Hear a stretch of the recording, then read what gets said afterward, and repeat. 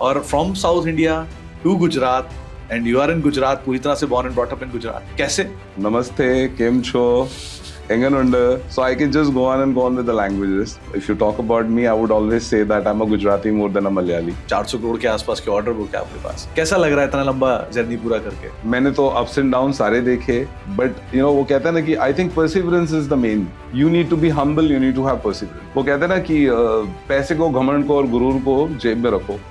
See, client has been God. कोई ऐसा game changing दिन, साल? 2014. वो पद्मराज पिल्लई पे क्यों भरोसा करें? मैंने पिछले 30 साल से कमिटमेंट पे डिलीवरी दी है. तो वाई PIGL? वो जो जर्नी है 50 साल की, उसको अप्स एंड डाउन्स देखते हुए, कभी इंडस्ट्रियल डेवलपमेंट चल रहा है, कभी जीरो हो गया मार्केट, तो आप अगर इस सबको सस्टेन करके अगर 50 साल में यहाँ पे खड़े हो, तो इसका मतलब है कि 50 साल में आपने डिलीवरेंस दिया है. 50% ही ग्रोथ. क्या कर दिया ऐसा? 22 आया, RDSS came in, and the moment RDSS came in, we were all well equipped. हमारे पास में पैसे भी थे, हमारे पास में क्रेडेंशियल्स भी थे, हमारे पास सब कुछ इंटैक्ट था. तो बस वो था, वो बूमिंग फैक्टर था कि हर चीज इन ऑर्डर था. अगर मैं एक माइनॉरिटी शेयर होल्डर हूँ तो मैं PIGL में क्या क्या चीजें देखूं? 50 साल का सर्वाइवल देखिए. इस सक्सेस क्या होती है, वो क्या बोलेंगे? बोलता है कि keep my investors very happy. Order book करीब 400 करोड़ रुपए के आसपास है अभी आपकी. मैं अगर एक हाइपोथेटिकल सिचुएशन मानूं, 1000 करोड़ का नंबर कब तक आएगा? नमस्कार, बिजनेसनामा के माइक्रो कैप सीरीज में आप सभी का स्वागत है. मैं हूं सुमित और आज इसी श्रृंखला में बातचीत करने के लिए हमारे साथ एक और मैनेजमेंट है, हर बार की तरह. और आज हमारे साथ बातचीत करने के लिए पावर एंड इंस्ट्रूमेंटेशन गुजरात की यानी PIGL की मैनेजमेंट मौजूद है. हमारे साथ कंपनी के MD श्री पद्मराज पिल्लई सर मौजूद हैं, जिनसे हम बातचीत करेंगे वही 4 पैरामीटर्स पे, यानी कि पहले तो प्रमोटर, फिर प्रोडक्ट, फिर प्रॉफिट्स और आखिरी में डेट और एक रैपिड फायर के जरिए भी उनसे बातचीत होगी. पिल्लई सर नमस्कार, स्वागत है कार्यक्रम में. सबसे पहले तो मतलब कहाँ से शुरू करूं, मैं यही सोच रहा हूँ, इतनी सारी चीजें हैं बात करने के लिए. तो PIGL गुजरात और पद्मराज पिल्लई, ये दोनों थोड़ा सा सुनने में अलग अलग से लग रहे हैं. तो जरा इनको सिंक में लाइए. कहाँ से शुरू हुए आप, और from south India to Gujarat and you are in Gujarat, पूरी तरह से born and brought up in Gujarat. कैसे? So first of all, thank you for inviting me. I mean, it's really a pleasure being there on the show. Namaste, Kim Cho, Enganunda. So I can just go on with the languages. ठीक है. So the journey, if you're talking about way back in 1962, after my dad graduated out of his college, and he took up a job for a London-based company. Completed his first project in Vizag and then moved from there to Bombay. And Bombay onwards in 1967, he came to Gujarat. And 75, he came up, started this company. And I think those days, initial times, you know, I think काफी कुछ चल रहा था, India growth का चल रहा था, potential चल रहा था. तो 75 में हमने ये कंपनी चालू करी, based out of Ahmedabad. And I was born in 76, so बस उसके बाद में वहीं थे, वहीं के हैं. और अब मतलब if you talk about me, I would always say that I'm a Gujarati more than a Malayali. But then वो कहते हैं ना कि कर्म भूमि, जन्म भूमि, I mean, you know, all those things put together. I mean, I can say I'm truly Indian because I've been working across the country. Approximately मेरे हिसाब से आज की तारीख में सिर्फ अरुणाचल को और मिजोरम छोड़ दूं तो शायद मैं सब जगह काम कर चुका हूँ. Almost I have completed all the states except for those obviously the islands, Lakshadweep. And वो भी हम टाइम में सोच रहे हैं क्योंकि टेंडर्स तो बिड किए थे. तो वी आर थिंकिंग दैट वहां डेवलपमेंट आएगा तो डेफिनेटली वहां भी जाएंगे. So truly speaking that you know the synonym that you talking about कि you know coming from south being in Gujarat, you know I think जो शिफ्ट हुआ है लास्ट 50 साल के अंदर इंडिया के अंदर, so it's fantastic because if I go back south, I see Gujaratis out there. I mean, Cochin mein masala market is fully handled by Gujaratis now more than that. I being a Malayali, I'm in Gujarat. So, I mean, it's like whatever has happened, I mean, has happened beautifully. We've seen the cultural shift. We've seen a lot of progress that's been happening, you know, all together, put together. So, 75 mein jab company kholi, so with the thought process, because my dad was involved earlier also with contracts only. In fact, he was shifted over to Ahmedabad for taking care of the Gandhinagar development project which his ex company had got. तो ये PIGL नाम उन्होंने दिया था. Exactly. So why power and instrumentation? Because उस time पे ऐसा था, इंडस्ट्रियल डेवलपमेंट काफी चालू हुआ था, एंड हमारा जो पहला बड़ा क्लाइंट था, मतलब या ये कहिए हमारा पहला जो एक्सपोजर आ रहा था वो ये था कि power and instrumentation also, because instrumentation tense of, क्योंकि आप इंडस्ट्री लगा रहे थे तो उसमें जो आपके इंस्ट्रूमेंटल डिवाइसेस थे बराबर वो काफी हुआ करते थे उस टाइम पे, and I mean like so basically he derived that name because he basically had a degree also in instrumentation. Okay. So basically he did his BE first in electrical, and then he got his masters from London in instrumentation. So basically because of that I think probably उस time उन्होंने power instrumentation करके actually एक proprietorship concern खोली थी. ठीक है. फिर 1982 के अंदर 82 के अंदर he converted that into a private limited company. And then I think in 2001 or 2 I mean we changed the structure to limited. And then the rest is that we've seen, everybody's seen from 2018 to now that we are publicly visible and things are there, listing has happened. So basically the name was given by him, the logo was designed by him. I mean, I've just taken that legacy forward, or I mean, you put it across that, yes, I think the journey for me, I mean, when it started, basically, actually I lost my dad at a very young age. I was just in my second year college, and I mean, something went wrong and he was unwell, and we just lost him one fine day. In fact, there was no time actually, it just happened overnight. And I had this two things in head कि मुझे आगे करना क्या है. So I was like कि मुझे business करना है आगे जाके कि नहीं करना, क्योंकि अगर आप so this was the period was 96. So अगर आप ये सोचेंगे तो 96 में इंडिया के अंदर actually IT शुरू हो चुका था. और हम लोग जो कॉलेज में बच्चे जाते थे, और वैसे भी मुझे भी बोला गया था, जैसे हर फैमिली में होता है, जैसे मैं डैड ने लंदन से किया था तो मुझे भी ये बोला गया था कि भाई I have to also do my masters, कहीं बाहर जाना है. तो हमेशा यही सोचते थे, आईटी भी आ रहा था, and things were there. So is the second thoughts कि भाई क्या करें, इसको कंटिन्यू करें कि नहीं करें. And then one moment of, कहते हैं ना, that light of the moment of the reality of the check came in that यार 20 years my dad had put all his heart and soul into it, and created something which should not just go down. So I said, no, yeah, we'll have to take this up. Walked up to my college, talked to my dean, talked to my professors. I mean, कि sir ऐसे ऐसे है, ये है, वो है, अभी क्या करना चाहिए मुझे, क्या नहीं करना चाहिए. सब ने मुझे एक ही एडवाइस दिया कि भाई ऑलरेडी इस फील्ड में 20 साल से हो, एस्टैब्लिश्ड है, चीजें हैं, so you should definitely continue. I mean, नहीं, लेकिन फिर कॉलेज ग्रेड और इतना बड़ा सेटअप बिजनेस, उस समय क्या चैलेंज आया? क्योंकि ऐसा ना नोज डाइव हुआ, फिर नोज डाइव से पिकअप हुआ. Yes, तो उसमें फिर ऐसा था कि I was stationed in Bombay because I was studying in Bangalore, so I had to manage between both of it. तो 4 दिन 5 दिन काम करते थे, 3 दिन वहाँ जाते थे, एग्जाम्स लिखने जाते थे. फिर उसके बाद में फिर उसके आगे फिर मास्टर्स भी किया. मास्टर्स भी सिमिलर स्टाइल में किया कि भी कॉलेज में एडमिशन लिया. भाई वीकेंड्स पे अटेंड करने जाते थे. प्रोफेसर्स के साथ ये था कि हमेशा स्टूडियस रहा हूँ, पहले से ही पढ़ाई में अच्छा रहा हूँ, तो वो सॉफ्ट कॉर्नर हमेशा रहा है. I mean well behaved boy, good boy from the off the class, so वो चीजें जो थी वो हमेशा से उन्होंने ऐड ऑन ही किया. So there was a lot of support from the complete space, मतलब फैमिली हो या कॉलेज हो या स्कूल हो या जो भी था, so everybody supported. So gradually ये था कि पहले 2 साल बड़ी डिफिकल्टी आई, क्योंकि हमने किताबों में जो ट्रांसफॉर्मर देखे थे और हमने जब रियल लाइफ में ट्रांसफॉर्मर देखा तो हमारे लिए वो शौक था कि यार ये किताबें तो इतनी छोटी सी थी, इन्होंने इतना बड़ा क्या बना दिया.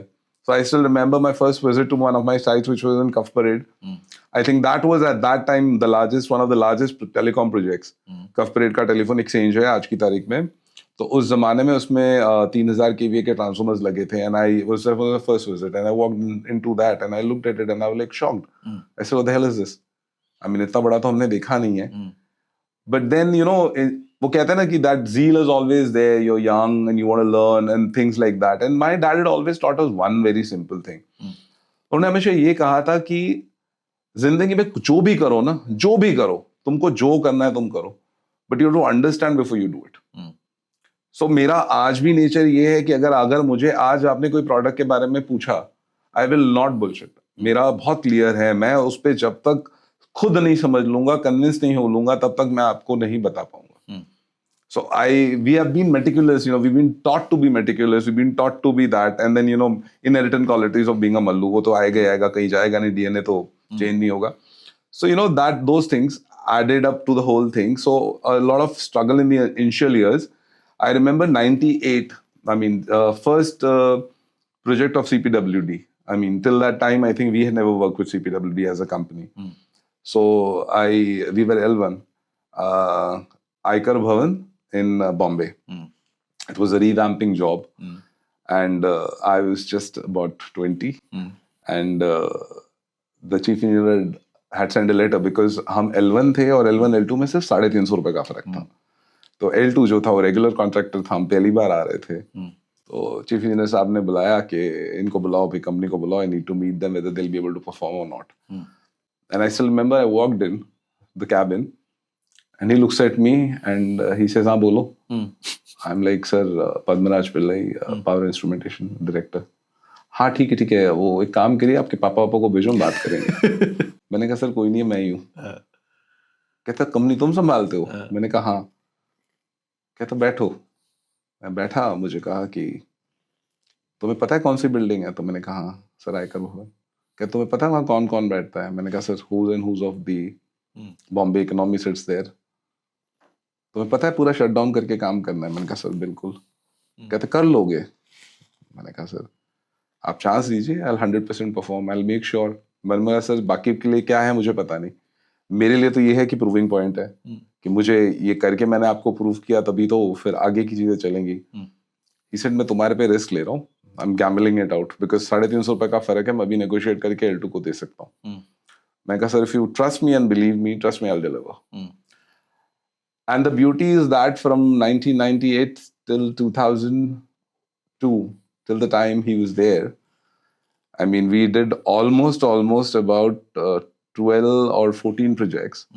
And at one time it started happening that Western Zone के अंदर सबस्टेशन के जितने काम थे उसका 80% काम मेरे पास था. अच्छा, तो ऐसा कोई सिचुएशन कॉलेज से निकला और सामने पहुंचा और एक बिजनेस आया या कोई काम आया और मैं शॉक में, यार ये मैं कैसे करूंगा, ये मुझे तो करना ही नहीं था, I am not suppose to be here. ऐसा कुछ फील हुआ कभी? Not exactly. मैंने कहा ना कुछ फनी मोमेंट जरूर है. जैसे मैंने सबसे फर्स्ट मीटिंग मेरी जो थी वो LIC में थी. We were doing the Yogakshema building for them in Calcutta, which that time was the tallest building Calcutta की. और मुझे ये याद है कि on the way when I was going, जो मेरा मैनेजर था बॉम्बे ऑफिस का, उसने हाजी अली पे मेरी गाड़ी रुकवाई और मतलब टैक्सी रुकवाई और मुझे कहा कि यहाँ पे हम नाई के यहाँ जाएंगे. So I said to a barber shop in the middle of the meeting. कहते नहीं वो आपकी मूछें निकालनी पड़ेगी. कहते कितनी छोटी छोटी सी है ना. कहते वो क्लाइंट सीरियसली लेगा नहीं. So there have been such small instances. I mean, in fact, I've come back to the same part. आयकर भवन के अंदर रात को शट डाउन, लेबर नहीं आया, बराबर, और हमें ये पता था सुबह स्विच ऑन करना है. तो लिटरली आज I'm like really proud of that part of it के जो हमें संस्कार दिए गए थे या जो हमारी थॉट प्रोसेस डेवलप करी गई थी.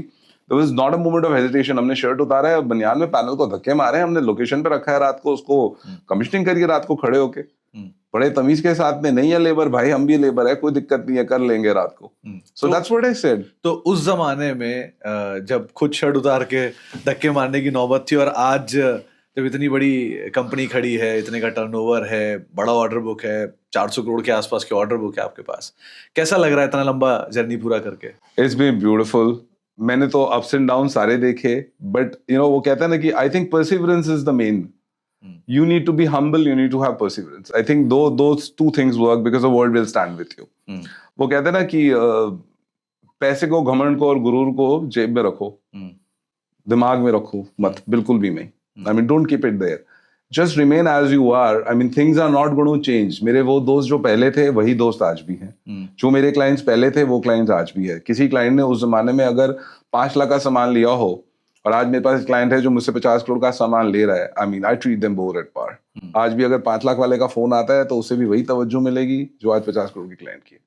सी client has been god, they have been taking you everywhere. आज अगर हम वहां से लेकर अगर इस जर्नी तक हम पहुंचे हैं, there are lot of people who have contributed it, and then I mean the clients, I mean, they have been the stepping stones. I mean, and so it doesn't mean that today you have a big client, yesterday you had a small client. They're all clients. So I've always taken that and always believed in it. I mean, I've been very, very strong believer in one thing, is that put everybody at par. I mean, do your job, deliver on time. But I think that is the only thing that will matter at the end of the day. And humility comes first, because if you're not humble, trust me, you're not reaching anywhere.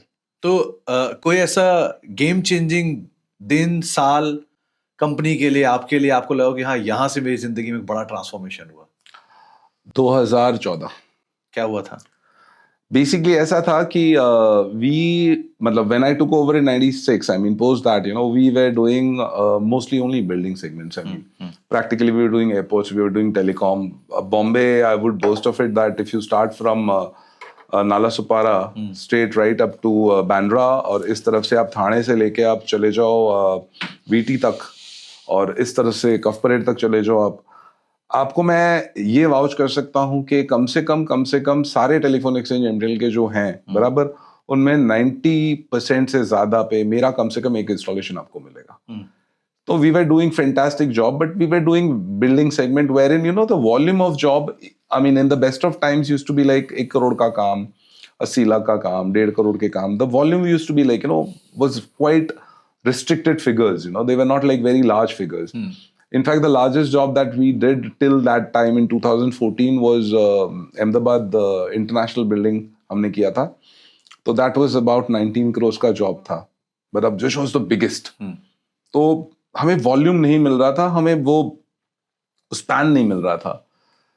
And out of the blue, a very close to my heart, obviously now, I met this gentleman. I mean, he had come to me with a different proposal, and unluckily, I mean, like उनका तो काम हुआ नहीं, पर उसके कई दिनों बाद वो मुझे एक दिन एयरपोर्ट पे मिल गए. I was traveling और एयरपोर्ट पे मिले, तो मैंने बोला आप उस दिन लेके आए थे वो चीज़, मैंने तो कहा था आपको चाहिए. मैं तो बोले नहीं, I had some personal tragedy, I could not meet you, ये वो फलाने का. खड़े खड़े एयरपोर्ट पे बात हुई, तो मुझे बोले यार एक बात बताओ, आप डिस्कॉम्स में काम क्यों नहीं करते हो? So I was like, discoms? तो बोले हाँ, ये जो इलेक्ट्रिसिटी बोर्ड्स है वगैरह हैं. मैंने कहा यार मेरा एक्सपोजर नहीं है, ना ही मेरे पास क्रेडेंशियल्स हैं, आई मीन आई डोंट नो. मेरे को बोले नहीं, आप अच्छा काम कर रहे हो, आपके पास फलाना है ढिमकाना है, we can work it out. तो उन्हीं दिनों एक्चुअली कुछ टेंडर्स निकले थे राजीव गांधी ग्रामीण ज्योति योजना 12th प्लान के, and that was my first stepping stone. I mean, and that gentleman, वो कहता है ना, इसलिए मैंने कहा ना, वो एक कहावत है, कण कण में कृष्ण बसे. तो वैसी वाली बात है, आपको कहाँ से कौन आके आपको हेल्प करेगा या आपके जर्नी में साथ बन जाएगा, मतलब इट्स वेरी सरप्राइज. तो उन्होंने मुझे कहा कि मैंने कहा साहब क्वालिफिकेशन में मेरा बाकी सब तो बैठ रहा है, पर ये नहीं बैठ रहा क्योंकि ये मेरा एक्सपीरियंस इसमें नहीं है. उन्हें कोई बात नहीं, मैं तेरे को जेवी दिला देता हूँ. उन्होंने मुझे जेवी भी दिला दी. आई मीन टेंडर भी कोट हो गए. आई मीन कॉस्टिंग नहीं आ रही थी क्योंकि वैसा टाइप का काम नहीं किया था, तो कॉस्टिंग भी नहीं आ रही थी. कॉस्टिंग भी करवा दी, उन्होंने बंदे भी बता दिए, सब करा के वी कोटेड द टेंडर. हम L1 आ गए एंड द जर्नी स्टार्टेड.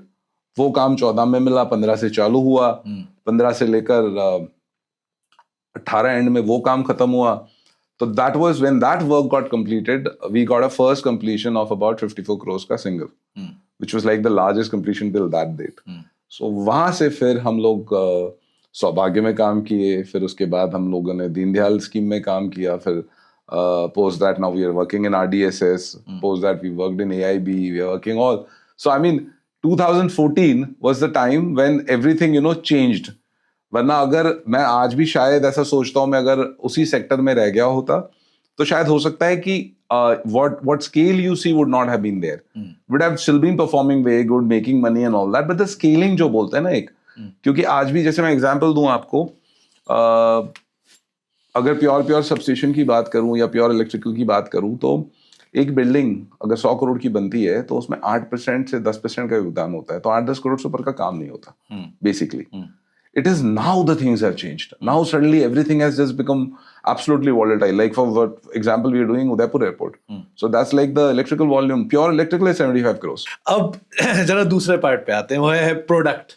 क्योंकि आपके प्रोडक्ट के केस में सुनने में तो समझ में आता है पावर में हो और इंस्ट्रूमेंट में हो, ठीक है, लेकिन कौन सी तरह की पावर है? पावर तो हर जगह है.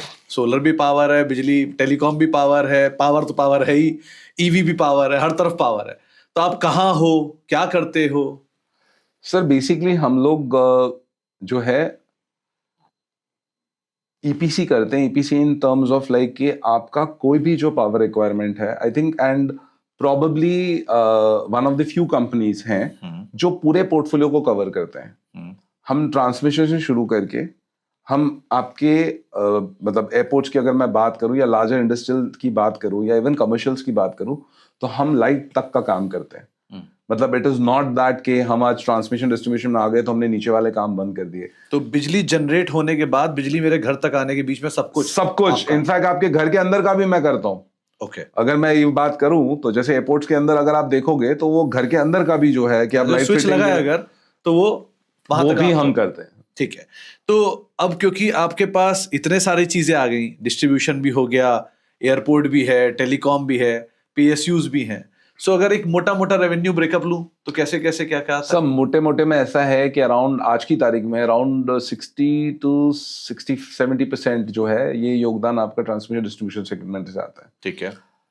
20 से 25% जो है वो आपका कंट्रीब्यूट करता है मेरे जो पीएसयूज हैं, जैसे एयरपोर्ट अथॉरिटी हो गया, सीपीडब्ल्यूडी हो गया, एसआरओ हो गया, ये जितने भी हैं, मतलब these are the building segment.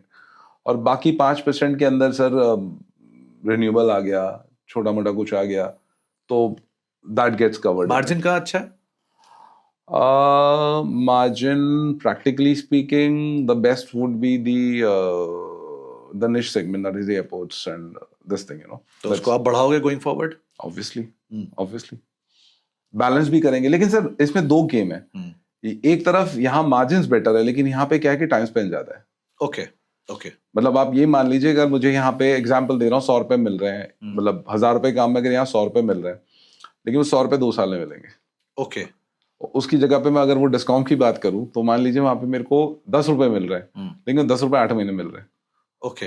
तो वैसे आप देखोगे तो ये बेटर है. वैसे आप देखोगे तो वो वर्किंग कैपिटल साइकिल ज्यादा फंस जाती है, डेट ज्यादा बड़ा हो जाता है. हाँ नहीं, दी होल मतलब वो जो साइकिल है ना, वो अगर आप देखोगे ना तो पूरा साइकिल अगर आप इन टर्म्स ऑफ प्रॉफिट, दोनों जगह पे सर अपने अपने चैलेंजेस है, दोनों जगह अपनी अपनी चीजें हैं. जैसे वहां पे आपको सप्लाई के अगेंस्ट कम मिलता है या आपको सप्लाई के अगेंस्ट ज्यादा मिलता है, तो आपका इन्वेस्टमेंट कम लग रहा है. जब एयरपोर्ट कर रहा हूं तब वहां पे आपका ज्यादा लग रहा है. क्यों? क्योंकि आपको एक परसेंटेज जो है वो कम मिलता है सप्लाई के अगेंस्ट में.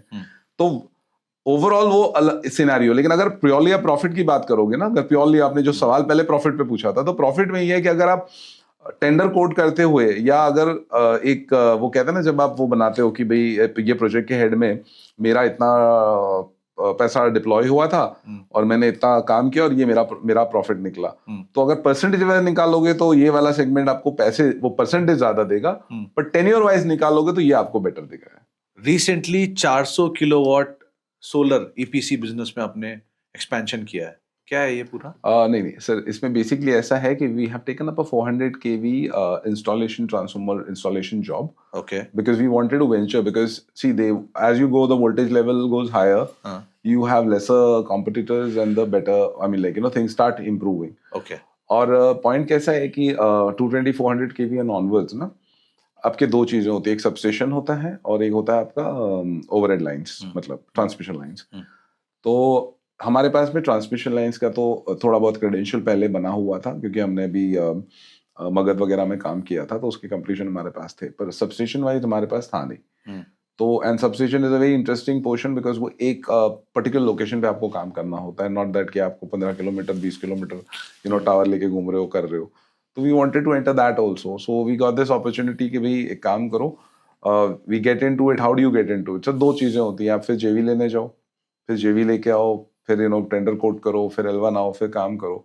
यहाँ पे ऐसा था, प्राइवेट क्लाइंट था, तो डायरेक्ट वो था, because we are already doing some work for him. उसने कहा ये करोगे? मैंने कहा यार इससे अच्छा तो कौन हो सकता है. So we ventured into it. I think probably sitting in February, by April May में निपट जाना चाहिए. तो अभी के केस में पीएसयूज एंड प्राइवेट का रेशियो क्या है? एक दूसरा, टॉप 5 क्लाइंट्स में से अगर टॉप 3 क्लाइंट का कंट्रीब्यूशन देखो तो कितना है? Sir PSU to private client would be probably 93 to 7%. 93% would be PSUs and government organizations. 5-7% ही मेरा प्राइवेट क्लाइंट है. ठीक है, बराबर. अब इसको भी मैं और एलॉबरेट करूंगा तो मैं आपको ये कहूंगा कि मेरा क्लाइंटेल ऑलमोस्ट 98% गवर्नमेंट है। क्यों? क्योंकि वो 7% में भी ऐसा है कि जैसे मैं अभी एयरपोर्ट कर रहा हूं, तो अल्टीमेटली मेरा एंड क्लाइंट जो है वो तो गवर्नमेंट ही है। वो बीच में, क्योंकि सिविल के साथ टेंडर निकालते हैं आजकल, तो ईपीसी कॉन्ट्रैक्टर आता है, इसीलिए मैं बिलिंग उसको कर रहा हूँ। ठीक है, लेकिन एंड क्लाइंट तो मेरा वहां भी गवर्नमेंट है, एंड दे आर अपॉइंटिंग अस। ठीक है। It has to be, our credentials have to be submitted, approved by airport authority, only then you get to do the job. तो टॉप 3 क्लाइंट्स में?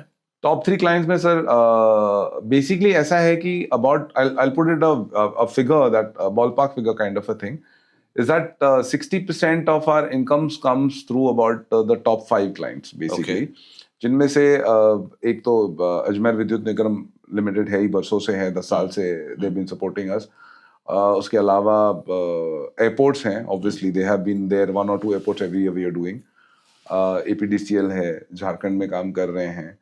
सो मतलब ये जो 4-5 है, आईएसआरओ है, आईएसआरओ भी every other alternate year 10-20-25 crore 50 crore का काम आ ही जाता है उनका कुछ ना कुछ। So again ISRO, I mean बहुत सारे लोग नहीं काम करना चाहते हैं क्योंकि टेक्निकली बहुत टिपिकल जगह है।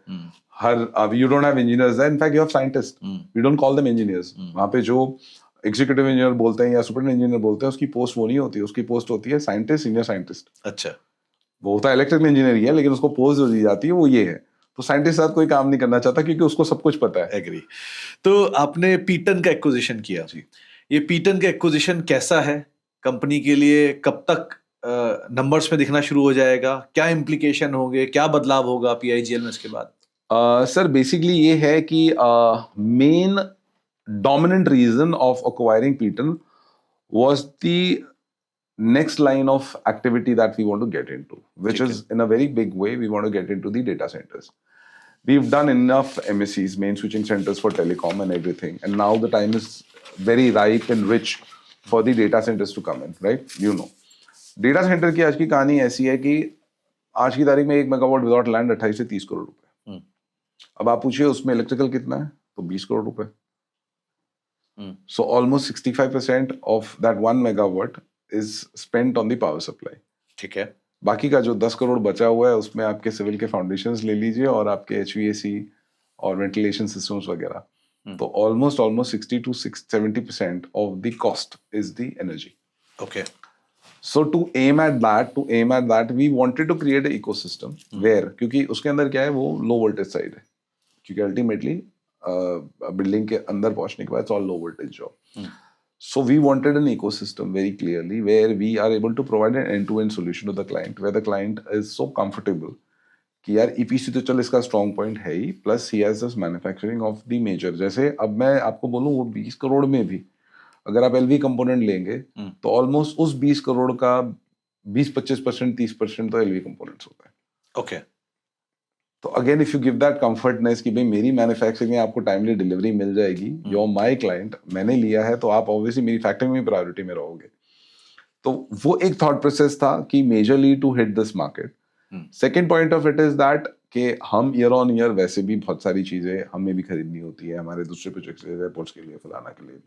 सो forget about the cost part. Cost तो क्योंकि आर्म्स लेंथ पे डील होगी या we'll have a formula to be fixed, you know, because वो अपनी एंटिटी है, मतलब उसे भी अपना सर्वाइवल देखना है, तो मार्केट में जो चल रहा होगा वो हमें उसे भी पे करना है। लेकिन मैं डिलीवरी अश्योर कर सकता हूँ अपने आप के लिए। I can give my deliveries on time, my deliverance can be taken care of, right? And then they were already associated with a brand called Siemens, which is like, you know, they had a license with Siemens. I mean, Siemens is the best name if you talk about it. Matlab, there's nothing if you talk about quality or if you talk about the, you know, the parameters of their R&D. I mean, they're the best. So ये एक added advantage था.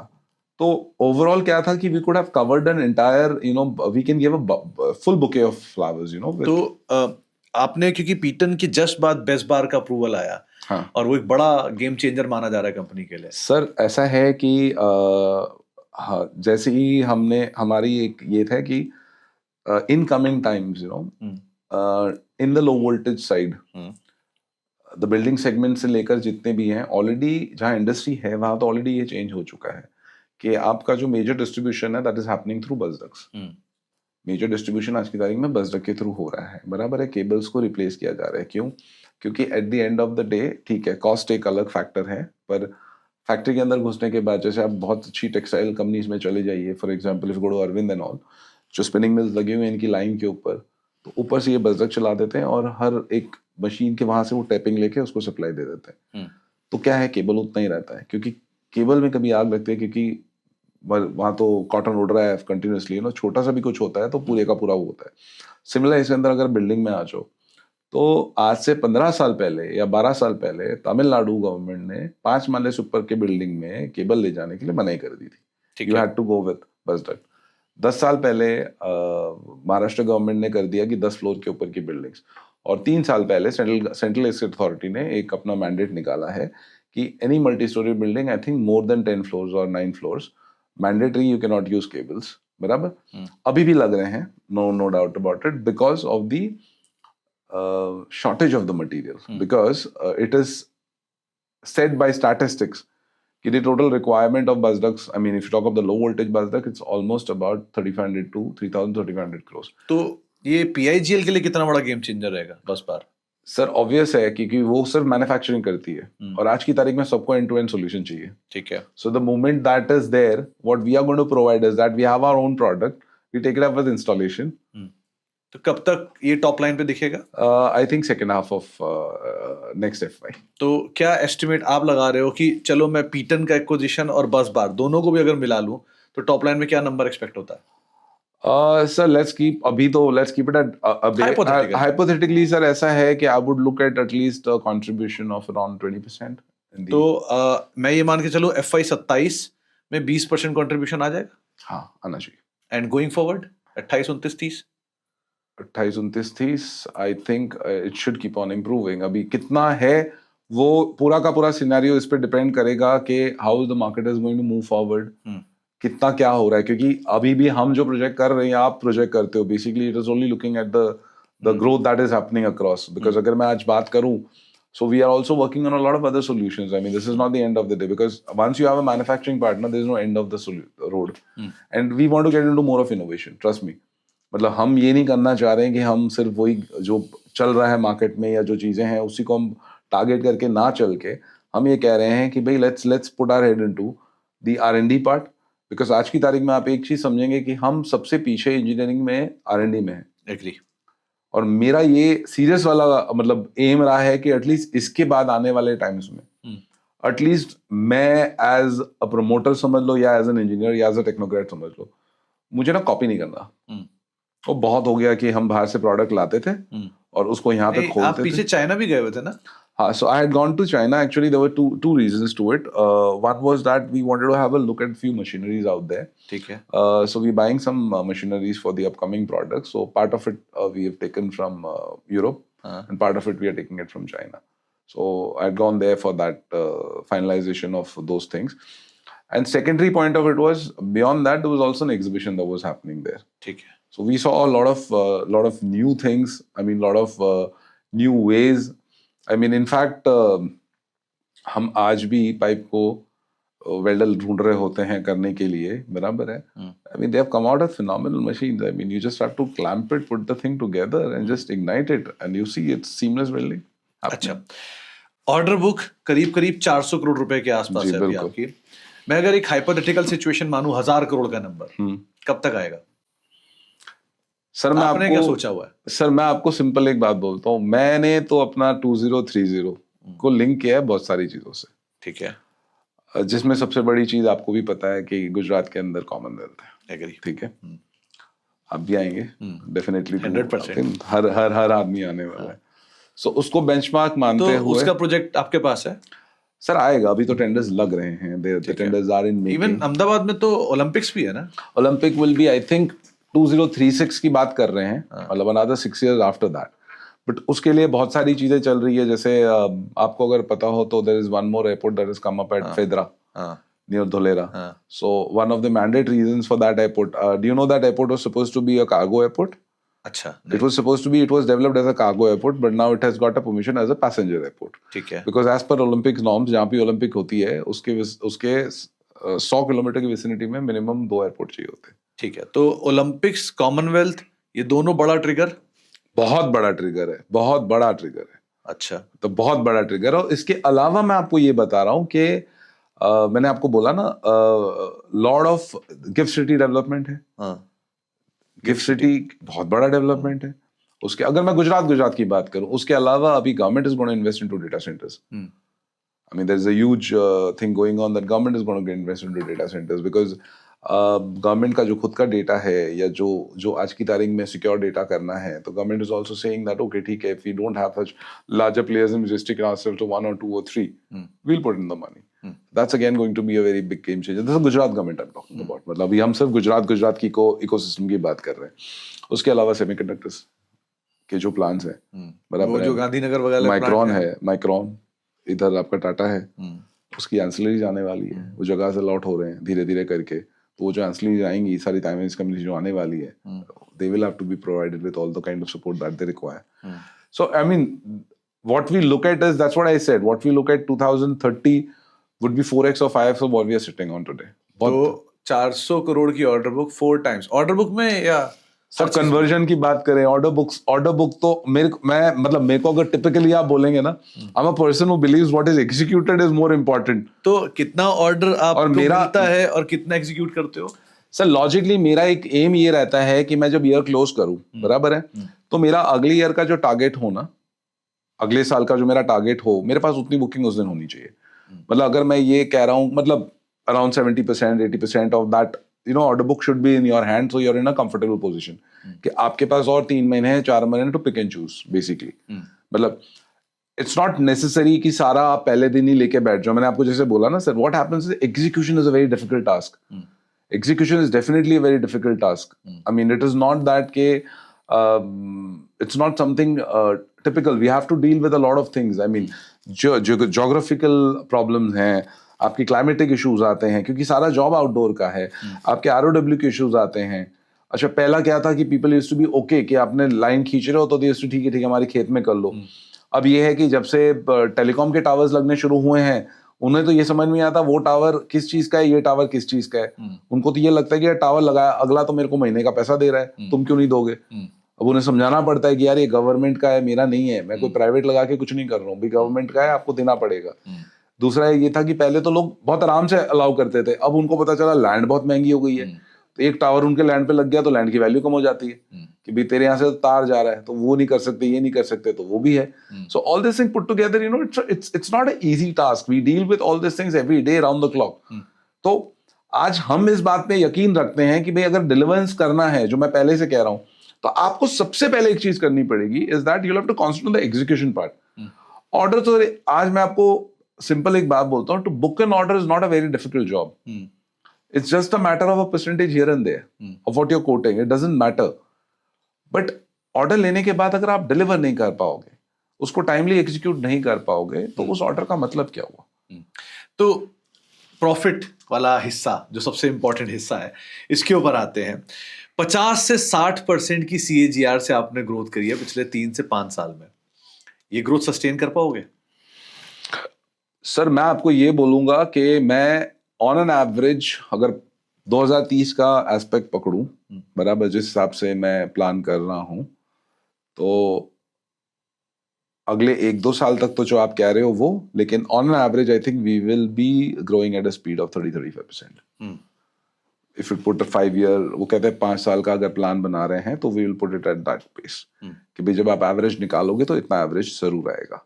क्योंकि जो हमारे targets है या जो हमारी कोशिश है 30-31 की बैलेंस शीट की, वो कोशिश यही है कि हम इस लेवल से उस लेवल तक जाएं।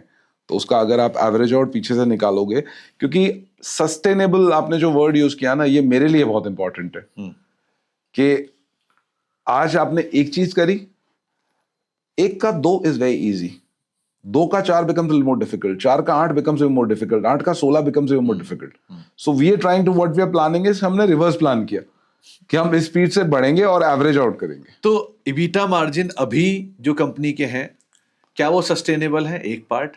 दूसरा, ये RDSS के जो प्रोजेक्ट हैं या एयरपोर्ट के जो प्रोजेक्ट आप कर रहे हो, इनमें क्या मार्जिन मिलेंगे वैसे जो सस्टेन करेंगे और बढ़ेंगे भी? सर मैं आपको 100% ये कहता हूं कि जो आज के मार्जिन है वो तो 100% सस्टेनेबल है एट वॉट एवर लेवल्स।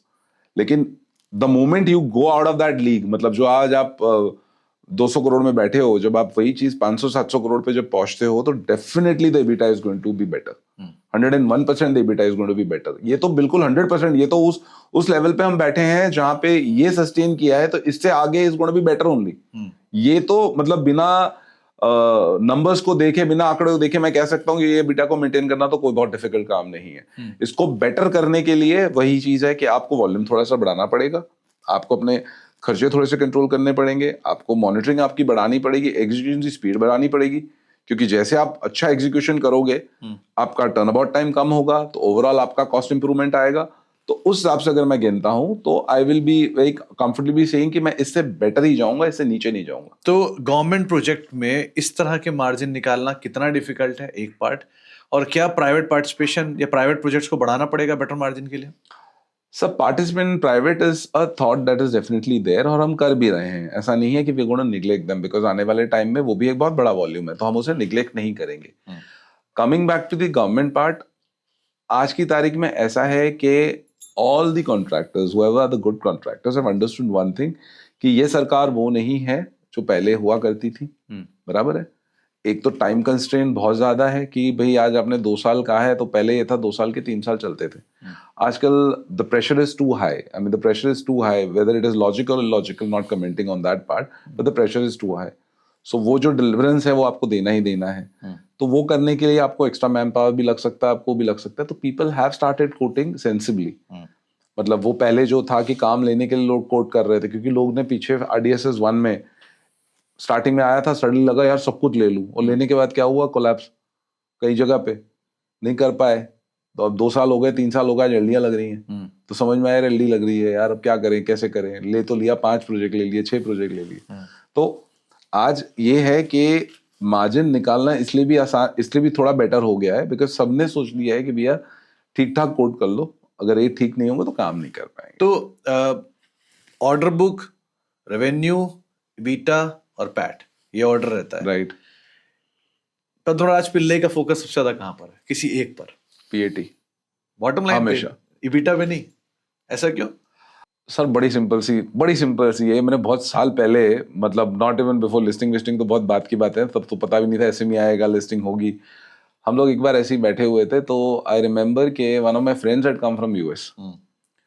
तो उसने बताया था कि कोई पर्टिकुलर कंपनी थी, उसकी कुछ वैल्यूएशन की बात चल रही थी, चल रही थी. तो उसने मुझे कहा था उस कंपनी का टर्नओवर, तब मेरा टर्नओवर हुआ करता था कुछ 12-13 करोड़ रुपए. उसने कहा यार ये कंपनी जो है ना, इसका टर्नओवर है कुछ, मतलब इंडियन रुपीज में कन्वर्ट करके कुछ 4-4.5 करोड़ रुपए, और उसकी वैल्यूएशन थी कुछ उस जमाने में कुछ 100 करोड़ 125 करोड़ रुपए. तो मैं कि यार 4-4.5 करोड़ का रेवेन्यू करने वाला आदमी 100 करोड़. तो उसने कहा यार वो 4-4.5 करोड़ के अंदर वो 1.5 करोड़ रुपए तो प्रॉफिट कमाता है. तो for every single crore that he adds, इतना ज्यादा वो मार्जिन ऐड होता है. तो वो पैट के हिसाब से दिस हैपेंस. तो मुझे फिर उसने एक सवाल पूछा था कि यार एक बात बता, आज सिंपल सी बात है, 100 रुपए का रेवेन्यू और 50 रुपए कमाने वाला कंपनी इज बेटर कि 500 रुपए का रेवेन्यू और 50 रुपए कमाने वाला कंपनी. क्योंकि 500 में डिप्लॉयमेंट भी ज्यादा है, एग्जीक्यूशन भी ज्यादा है, सब कुछ ज्यादा है. तो तब से लेकर आज तक मुझे एक चीज तो मेरे को क्लियर हो गई थी कि यार टॉप लाइन तो बढ़ेगा, क्योंकि आप अगर पैट बढ़ाओगे तो ऑटोमेटिक टॉप लाइन तो बढ़ना ही बढ़ना है. पर पैट को छोड़ के टॉप लाइन के पीछे भागने का मतलब ये है कि भाई गोद के बच्चे को, मतलब कहते हैं ना, हाथ के बच्चे को छोड़ के गोद के बच्चे के पीछे आग्रह करना. एग्री. तो I have always been a person who depends है यार पैट ठीक रखो. तो अगले 5 साल में पैट ग्रोथ 35% मान के चलूं? सर नहीं, इस पर्टिकुलर 35% in terms of, हाँ. So basically yes, we are looking at it. I think we are at about 6.5-7%, and we are looking to push it in next. By the time what figures I'm saying should be in the range of around 8-10% at least. मतलब इतना तो minimum हमें करना है. अच्छा. क्योंकि मैं जब स्केल अप करूंगा तो उसके साथ साथ जो कॉस्ट इफेक्टिवनेस आएगी या एग्जीक्यूशन की जो स्ट्रेंथ हम लाएंगे, उसे हम यही प्लान कर रहे हैं कि इसको बढ़ा के हम एटलीस्ट तो as good as 30%, 35% over a period of time. एक जो चौथा सेगमेंट है वो है डेट का, क्योंकि यहाँ फंडिंग की भी बात आती है. हाँ. बेस्ट बार जैसा प्रोडक्ट लाना और पीटन का एक्विजिशन कितना बैलेंस शीट को हार्ड कर गया अभी? सर इंटरनल अक्रूवल्स थे, वैसे तो कोई इशू नहीं था. इंटरनल अक्रूवल्स वैसे भी थे, ठीक है, पुरानी कंपनी है, we had money, so that was not an issue. ठीक है. पॉइंट नंबर 2 है, केपेक्स के लिए जो पैसे लग रहे हैं वो भी हम हमारे खर्च रहे हैं, मतलब we are not looking at this thing. अब अगर आप डेट पे आते हो सर, तो the beauty of the thing is that even today, I mean if you look at it at whatever numbers you seen last year, my debt is practically I just have around 15 crores of total exposure with the bank, और उसके सामने भी actually bank के पास जो FDs वगैरह पड़ी है, that's almost like about 12-13 crores. तो मेरा डेट तो 3 crore का ही है. ओके, तो मैं तो debt? हाँ, क्लियर डेट तो खाली 3 crore का ही है. तो मैं तो एक्चुअली मैं बोलता हूँ मैं तो डेट फ्री हूँ, कल चाहिए तो वही भर दूँ. तो रिसेंटली प्रेफरेंशियल किया था आपने जी. और प्रेफरेंशियल के बाद लिक्विडिटी भी आ चुकी है बढ़िया बिल्कुल. कंपनी के अंदर. नए बिड्स के लिए आप कर भी रहे हो, बिड भी कर रहे हो, तो बिल्कुल. आपका वर्किंग कैपिटल रिक्वायरमेंट काफी हाई रहेगा. बिल्कुल. सो कैसे इसको एग्जीक्यूट करेंगे हम? Sir, we had a fantastic year. Last year also, this year also. So internationals are going to be really good. Very honestly telling you. तो काफी कुछ तो उसी से मैं सस्टेन करने वाला हूँ. फिर सेकंड था ये है कि उसके अलावा जो मैंने आपको बोला था, कई बार फिनोमिनल काम हो जाता है कि आपको सडनली भगवान कहता है नहीं यार तुम्हें सीधा मेरे को 100% का ग्रोथ देना है. अब वो जब 100% का ग्रोथ अगर शिवजी देंगे तो फिर उस टाइम देखेंगे, एक्सप्लोर करेंगे, थोड़ा डेट वेट का ऑप्शन एक्सप्लोर करेंगे. तो अभी कैश फ्लो का सिचुएशन कैसा है, कितना सस्टेनेबल है, कैसी ग्रोथ है? सर कैश फ्लो का मैंने आपको बताया ना कि द पॉइंट इज दैट कि it all depends upon how you are executing it. आप अगर अपना टर्न अबाउट टाइम आपने अगर 60 से 90 दिन के बीच में अगर आप मेंटेन करके चल सकते हो बराबर, तो आपको किसी भी प्रोजेक्ट में आपको तकलीफ नहीं आएगी. तो हम आज की तारीख में जैसे पैट पे मेरी नजर है, वैसे मेरी सबसे बड़ी नजर उसी पे है. नहीं तो कैश फ्लो को, क्योंकि इन्वेस्टर कम्युनिटी जिनसे मेरी कभी बात हुई उन्होंने हमेशा कैश फ्लो पे ही सवाल उठाया. सर कैश फ्लो में मैं आपको बताता हूँ, कैश फ्लो में आपको ये समझना पड़ेगा कि ये कैपिटल इंटेंसिव धंधा है ईपीसी का. ठीक है, जितना पैसा लाके आप डालोगे बराबर है, उतना आप काम कर सके, because you have to buy those capital equipment and everything. बराबर है. वो घूम के कब वापस आता है, जब वो एग्जीक्यूट हो. बराबर है. तो आज आप ये मान के चलिए कि even in the best of the scenario, you talk about the best companies of this country who are into EPC, किसी का भी जो टेन्योर है बराबर है, वो 80-85 दिन से लेकर 95 डेज 98 डेज के बीच में है. बराबर है. 85-82 डेज से नीचे मेरे को तो नहीं लगता कोई होगा. बराबर है. क्यों? क्योंकि वो टर्न अबाउट टाइम ही वो है. मतलब वो एक स्टैंडर्ड है जो आप कोशिश करके उसको 2-4 दिन से कम कर सकते हो. लेकिन जब मैं ये कहता हूँ 2-4 दिन, वो 2-4 दिन का मेरे पे जो इम्पैक्ट आता है ना, वो आता है वहां पे 8-8% का, 7-7% का in terms of my volume of business. सिर्फ अगर मेरा 2-3 दिन से कम होता है. तो मैंने इसलिए आपको कहा ना कि हम आज की तारीख में एक ही कोशिश कर रहे हैं, बिल्कुल क्रिस्टल क्लियर, कि भैया ये मुझे चाहिए डिलीवरेंस. मेरी टीम को सिंपल बात होती है कि भाई every Tuesday we have a weekly progress review and then we have a monthly progress review. On the first of the month, it's a simple thing. Each project is given a certain value कि इस महीने इतने की billing चाहिए, इतने का मेरे को इंस्टॉलेशन चाहिए सामने. ये नहीं कि तुमने मटेरियल मंगा लिया मेरे से नवंबर में और मार्च तक में उसकी भैया एग्जीक्यूशन की बिलिंग नहीं हो रही है. वो नहीं. तो डेट टू इक्विटी कहां पर आप कंफर्टेबल हो? Sir around 0.5 max to max. I mean उससे ज्यादा है तो फिर अलार्मिंग है, मुझे उठ के अपनी सीट से साइड पे जाना पड़ेगा. बहुत क्लियर है वो बात को, मतलब उसमें कोई दो राय रखने की जरूरत ही नहीं है. तो सालों में कैसे से सिचुएशन बड़ी हो रही है, कितनी वर्स टाइप सिचुएशन देखी डेट में, और क्या उम्मीद लगा रहे हो गोइंग फॉरवर्ड? हाँ, again sir the good part, again very honestly the good part is that के हमने एक्चुअली इंटरनल अक्रूवल से जितना ग्रोथ किया है उसके सामने हमने अपने मतलब हमने डेट उतनी कभी नहीं ली. ठीक है. हमने हमेशा से ये रखा कि भाई हम जिस तरह ग्रो कर रहे हैं तो हमें सामने, तो जो आपने कहा ना कि जो एक सवाल आपने पूछा था कि नीचे नजर क्यों, नीचे नजर इसलिए रहती है कि जितनी ज्यादा आप खुद कमा के ला सकते हो उससे आप जो कर सकते हो that becomes the best part. देखो आज भी सर अगर मैं बैंक पे पास जाऊंगा तो मुझे आज जो मेरी 15 करोड़ की लिमिट है इसको मैं एक दिन के अंदर 45-50 करोड़ कर सकता हूँ, कोई डाउट नहीं. पर मुझे अगर मेरे से आप पूछोगे, I would be one of those people who would think about it that no I will not take it in this form. What I will do is that I will get a project finance. मान लीजिए कल मेरे को 250 करोड़ का project मिला ना, तो मैं ओवरऑल कभी भी वो नहीं लूंगा एक्सपोजर. मैं क्या करूंगा, उस प्रोजेक्ट के अगेंस्ट में उसको बोलूंगा भाई तू मेरे को अलग से वो करके इस प्रोजेक्ट को फाइनेंस कर दे, ताकि वो जो साइकिल है वो उसके साथ ही बंद हो जाए. फंडिंग उसी के लिए गई क्योंकि आपने सडनली एक्सपोनेंशियल ग्रोथ किया. आपने सडनली एक्सपोनेंशियल ग्रोथ किया, आप मान रहे थे कि भाई मैं जो है 30%, 40%, 50% ग्रो करने वाला हूँ, सडनली आपको 100% ग्रोथ आ रही है, तो बाकी 50% के लिए मैं प्रेफर ये करूंगा कि मैं उसको ओवरऑल पे ना लेके सिर्फ उस प्रोजेक्ट को फंड करूं, उस प्रोजेक्ट का जब खत्म हो जाए तो बंद हो जाए, ताकि वो जो लाइबिलिटी है sir, that is a good thing and that is a bad thing. Agree. Good, that is a very good thing when you're going like this. But when the market is flat, then what happens? And the market is down, then what happens? So simple thing on the back of the head is that कि उस चीज को उस level पे रखो जो आपके control में हो. मैंने कहा ना, आज की तारीख में सर मैंने आपको क्या कहा, 3 करोड़ रुपए, which you can understand smilingly कि आज मेरे को अगर बोलना हो तो मैं बैंक को बोलूं भाई कल सुबह ले जा. तो अगर मैं एक माइनॉरिटी शेयर होल्डर हूं तो मैं PIGL में क्या क्या चीजें देखूं? सर मैं सबसे पहले कहूंगा 50 साल देखिए, जो लेगेसी है मोस्ट इंपॉर्टेंट, कि भाई 50 साल का सर्वाइवल देखिए. सेकेंड पार्ट में ये कहूंगा कि I mean you seen the number, you seen the performance, ठीक है, तो आप ये ध्यान रखिए कि मैं ठीक से काम कर रहा हूँ कि नहीं कर रहा हूँ. अगर आपको मेरे काम करने के तरीके में कोई भी चीज दिख रही है जिसकी वजह से फिगर्स नहीं आ रहे हैं, क्योंकि आप तो वहीं से पढ़ने वाले हो उसको, so then you should stand up and walk up to me and visit me and say that why mister Pillai are you going wrong. So I think the most important part is to keep a watch on the numbers in order. And secondly, I told you what transparency are we maintaining, or are we on time deliverance? Are we giving you all kind of positive feedbacks? Are we giving you that the real picture of what is going on in the market? I can be two ways, I can give you a story or I can give you a reality. So am I giving you a reality or am I giving you a story? And I think आज की तारीख में sir minority हो या majority हो, I think all the investors are good, educated, smart people. They understand businesses, and the investment that they're doing it.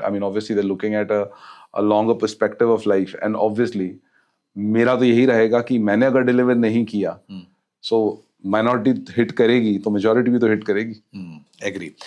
एक rapid fire पिल्ले sir आपके साथ. सबसे पहले तो ये शेयर टूटता है, आप भी देखते हो क्या? सर सच में बताऊं, अगर आप मेरे से ये सवाल पूछोगे तो सबसे इंटरेस्टिंग बात ये होगी कि मुझे ये भी नहीं पता आज का क्या भाव है. क्योंकि पॉइंट ये है कि मुझे ऐसा लगता है कि अगर मैंने उस तरफ रुक कर दिया ना, तो ये जो नजर पैट पे है या ये जो नजर है, क्योंकि पैट से जो आना है वो मेरा है, मतलब कंपनी का है, बराबर है. वहां अगर मैंने नजर कर लिया ना, तो वहां पे जो रोज के अप एंड डाउन देख के या तो मैं नेगेटिविटी में चला जाऊंगा, या मैं ये सोचूंगा यार शॉर्ट टर्म में क्या कर सकते हो. सट्टा खेलने का भी शौक रहा नहीं, बराबर, कभी भी नहीं, मतलब आज तक, बराबर. गैम्बलिंग का कभी वो रहा नहीं, टेक्नोक्रेट हूं, तो इसलिए कभी वो चीजों से फर्क नहीं पड़ा. दूसरी चीज, उसको देख के करना भी क्या है. तो शेयर जब नीचे आता है तो दो तरह की सिचुएशन अराइज होती है, या तो भाग लो, पार्टिसिपेट, या भाग लो, रन अवे. आप किस साइड जाओगे? सर मैं तो आज की तारीख में 100% ये बोलूंगा पार्टिसिपेट करो, बिकॉज भाग लो वाली सिचुएशन तो है नहीं, बराबर. क्योंकि आज जैसे बोले ना कि इतने सालों की मेहनत से जब एक पायदान में पहुंचे हैं, the whole economy looks so positive to the power infra segment. अगले 25 साल तक आपको देखना नहीं है. इकोनॉमी की आपकी बात चल रही हो अगर, तो हमारे PM साहब बार बार कहते हैं मुझे 10 ट्रिलियन इकोनॉमी चाहिए, मुझे 15 ट्रिलियन इकोनॉमी चाहिए, बराबर है. आप इन्वेस्टेड रहोगे, बराबर है. मैं आपको सिंपल एक बात अश्योर कर सकता हूं, चाहे कुछ भी हो, at the end of the day what speaks is your balance sheet. तो कैसे शेयर होल्डर्स को आप कम्युनिकेट करते हो? कितना ट्रांसपेरेंटली, कितना फ्रीक्वेंटली? सर मेरा नॉर्मली महीने में एक बार तो we have a con call और we have a VC or whatever, like with the investors, and every quarterly we have the earning call. In fact, there are a lot of times when a lot of investors have walked into my office. They just come to Ahmedabad. They just give a call and कहे हम अहमदाबाद आए हुए हैं sir, आपको मिलने आ सकते हैं. मैं कहा बिल्कुल आओ सर, आपकी ऑफिस है, भाई आपकी पार्टिसिपेशन है तो हम हैं. आपके पास अगर transparency and trust me, transparency में सर छुपाना है क्या? तो अगर मैं बोलूं कि 5 साल के लिए पद्मराज पिल्लई साहब से पूछा जाए कि सक्सेस क्या होती है, वो क्या बोलेंगे? Sir keeping honestly telling you, अगर मेरे ही लॉजिक से आप बोलोगे ना, तो बड़ा सिंपल सा है कि keep my investors very happy first and foremost, because the point is you have trusted me. And मेरे लिए ये है कि एथिकली बोलिए, मेरे लिए सबसे important the trust should not be broken. So most important part would be the people who have invested in me, their hard-earned money, which I have to take care of. Point number 2 ये है कि आने वाले 5 साल के अंदर जब हम उस पायदान पे पहुंचेंगे जिसके हम प्लानिंग कर रहे हैं, तो वहां पहुंचने के बाद जब अपनी कमिटमेंट पूरी होती दिखेगी, तो वो जो मतलब वो कहते हैं ना कि जो स्माइल है, that pain that you've gone through for last 30 years, I mean, 35 years, whatever happened or whatever transited, and when you reach that, definitely that would be an achievement which you would want to also smile at. Thirdly is that, as I told you, we're working on the whole part of it that we want it to be structured in a fashion where it becomes a self-oiled machine. It does not have to function on somebody's saying or somebody's doing. It should be, I mean, that's where I'm been learning from the corporates, I mean, how they're doing it. I mean, like, कोई किसी के 2 दिन ना रहने से या 4 दिन ना रहने से कोई काम नहीं रुकना चाहिए. The entire thing should be that everything should work like a well-oiled machinery. मतलब वो आपने वहां से वो कहते हैं ना रॉ मटेरियल डाला तो दूसरी साइड से उसका प्रोडक्शन निकल के बाहर आना चाहिए, बीच में कोई रुकावट नहीं होनी चाहिए. तो ये चीज मेरे लिए बहुत इंपॉर्टेंट है जिसमें मैं काम कर रहा हूँ पिछले 1.5 साल से. तो पॉडकास्ट की ड्यूरेशन में कई बार आपने शिव जी का नाम लिया, शिव भक्त बहुत ज्यादा, पूरा यकीन. अच्छा, सृष्टि में अगर कोई चीज है तो वो सिर्फ शिव ही है. एक और चीज अदर देन वर्क, काम, ट्रेवलिंग या शिव भक्ति क्या करते हो? I love reading books. It has been a weakness, right? बचपन से ही, मतलब बचपन से. किस तरह की books? So they are most of it is fiction or spiritual, and apart from that, obviously my engineering books of whatever the new technologies and all that. तो बचपन में ऐसा था कि संडे को फादर के साथ में सवेरे इसलिए निकलते थे कि वो मार्केट वगैरह जाते थे, तो इसलिए निकलते थे उनके साथ में किताब मिलेगी आज. तो मेरी शुरुआत हुई थी अमर चित्रकथा से. अच्छा. तो वहां से जो वो पहली किताब हाथ में लगी थी, तब से जो पढ़ने का शौक है वो आज भी है. आज भी एटलीस्ट ऑन एवरेज 2 किताबें पर महीने पूरे करता हूँ. 15 दिन की ट्रैवलिंग होती है, शाम को काम खत्म करने के बाद सबसे अच्छा when you're traveling, when you're alone. I do watch TV, but then TV for me is more of I would look at it from the कि मूवी देख ली आपने देख ली, but I'm not the type of person who can sit down for watching a serial for 7 episodes or 10 episodes. तो movie तक ठीक है, तो movie आपको बार बार देखने को मिलती नहीं है. So I have always found that my best travelling companion is my books. तो लास्टली आपके पास इस समय आपको कई लोग सुन रहे होंगे, एक वो जिन्होंने प्रेफरेंशियल में पैसा डाला होगा, एक वो जो आपके साथ शुरू से होंगे, एक वो जो अभी नए नए एंटर करके गए होंगे, एक वो जो आज से करने की सोचेंगे. तो हर तरह के शेयर होल्डर के लिए क्या मैसेज है? सर, जो मेरे साथ शुरू से हैं उन्हें तो पहले तो मैं धन्यवाद ही बोलूंगा सबसे पहले, क्योंकि वो तब भी थे, वो आज भी हैं, एंड दे हैव री invested in all. Her event में उन्होंने री इन्वेस्ट किया है. तो मैं जो उन्होंने मेरे पे ट्रस्ट रखा है अप्स एंड डाउन्स के बावजूद, तो उनके लिए तो मैं बिल्कुल ही थैंकफुल और ग्रेटफुल रहूंगा. Coming back to the people who had participated in the prep, I said they saw the up, they saw the up also. I mean, I don't know if they are still there with me or they're not there with me, because I told you this is not my portfolio. अगर वो हैं तो मैंने ये कहूंगा फिर से वहीं जाने वाले. मतलब वो ऐसा आता है ना कि एक बार आप चोटी चढ़ोगे, एक बार, तो it's a part and parcel. तो अगर वो हुआ है तो फिर से होगा. तो please be with us, remain invested with us. और जो नए जो आए हैं उन्हें मैं ये कहूंगा कि भाई आप पास ट्रैक रिकॉर्ड सिर्फ इस चीज का चेक कीजिए, इस चीज का चेक कीजिए कि कंपनी ने परफॉर्म क्या किया है. और आप मेरे साथ लॉन्ग टर्म इन्वेस्टेड रहिए, आप मेरे साथ इस जर्नी पे रहिए. तो मैं आज से 10 साल बाद, another decade from today, like we are sitting on 2026 February, I think 10 years from today, I mean that's 2036 probably the Olympic year for Ahmedabad. I mean, मैं आपको ये बताऊंगा कि आपने जो मेरे पे विश्वास रखा, जो आपने मेरे पे फेथ रखा, the deliverance you will see and the valuation that you will see and of the company. मैं तब भी ये नहीं कहूंगा, क्योंकि markets are markets. मार्केट क्या करता है क्या नहीं करता उससे कोई लेना देना नहीं है. It can be a good day, it can be a bad day. पर मैं आपको इतना जरूर कह सकता हूं कि मैं आपको एक ऐसी कंपनी दूंगा जो एथिकल होगी, जो अपने स्टैंडर्ड्स को मेंटेन करेगी और जो ट्रांसपेरेंसी रखेगी, और वो 100% मेक श्योर करेगी कि it functions as, again I said, a well-oiled machinery. Whether there is somebody to guide it or not, it will be running on its systems, and that you will see in coming 2-3 years time how it is done, how you have created, और मैं उसी पे अभी सबसे ज्यादा काम कर रहा हूँ. तो 20 से 30% इसी एज से ग्रो भी कर रही होगी. Absolutely. चलिए, बहुत बहुत शुक्रिया पिल्ले सर आज हमारे साथ मौजूद रहने के लिए, कार्यक्रम का हिस्सा बनने के लिए और सभी पे विभाग अपनी राय हमारे साथ रखने के लिए, बातचीत करने के लिए. And all the best for 2036 Olympics and Commonwealth game and everything else. और बाकी आपसे मुलाकात समय समय पर होती रहेगी. बहुत बहुत शुक्रिया sir. Thank you, sir. Thank you so much, sir. Thank you sir.